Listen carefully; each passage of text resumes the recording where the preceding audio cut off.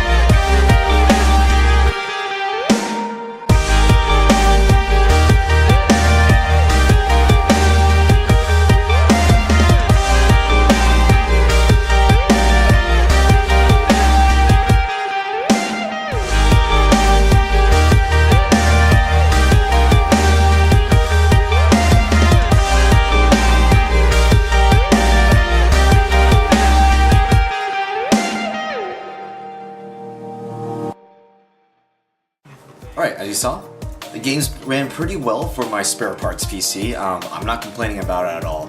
I wasn't expecting a lot considering that CPU is from like 2006, maybe 2007 at maybe the latest.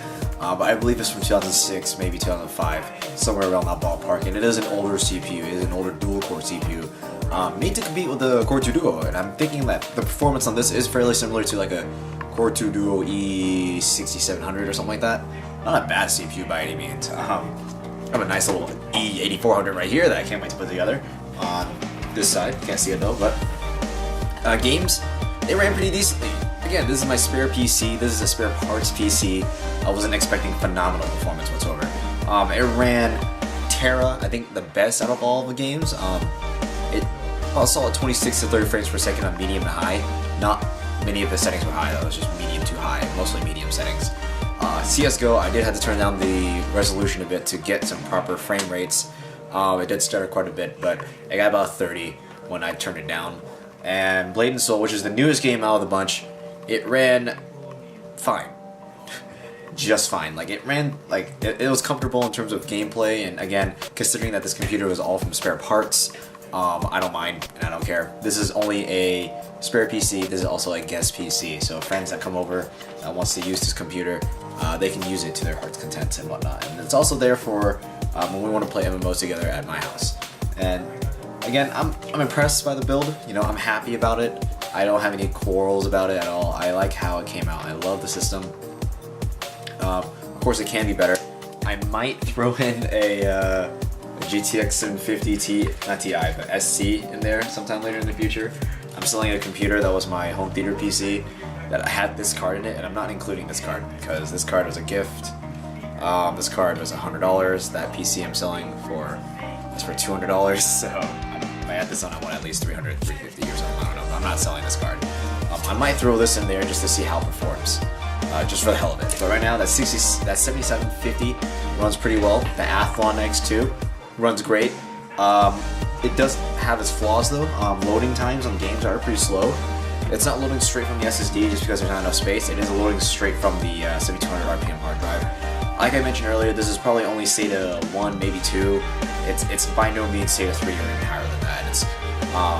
So it's definitely not getting the best load times because it is an older motherboard. Again, this was a HP motherboard that had a 4200 or something like that in it, and I put in a 4800 plus, so it works great.